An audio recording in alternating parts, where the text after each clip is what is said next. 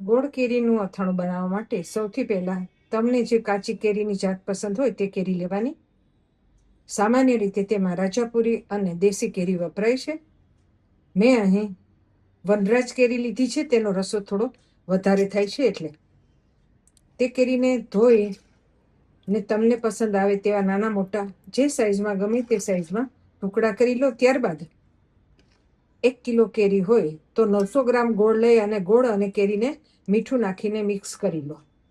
4 થી 5 દિવસ સુધી તેને તડકામાં રાખો. મોટા તપેલામાં લઈને ઉપર ગરણું બાંધી દો, કોટનનું કોઈ પણ, તેનાથી તેને તડકો મળતો રહેશે.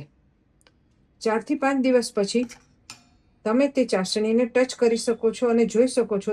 ચાસણીને આપણે કોઈ તારવાળી બનાવવાની નથી, પરંતુ થોડી ચીકાશ આવે એટલે 1 કિલો કેરી હોય તો 50 ગ્રામ મેથીના કુરિયા, 100 ગ્રામ રાઈના અને 100 ગ્રામ ધાણાના કુરિયાને લઈ તેમાં મરી, લવિંગ અને તજના ટુકડા નાખીને વઘારી લો.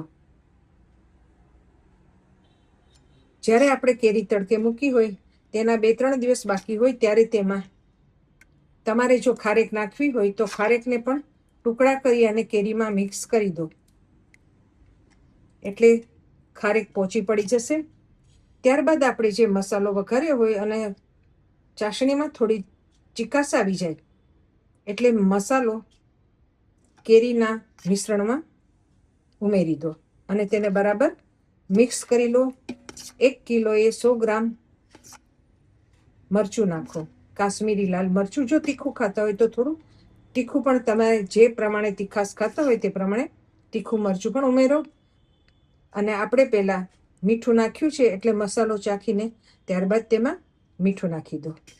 હવે આ મિશ્રણને તપેલામાં જ 2 થી 3 દિવસ, જ્યાં સુધી મસાલો બધો રસો ના પી લે ત્યાં સુધી તેને દિવસમાં 2 થી 3 વાર મિક્સ કરતા રહો. ત્યારબાદ તેને કોઈ કાચની બરણીમાં ભરી લો. આ અથાણું આખું વરસ આવું ને આવું તાજું રહે છે.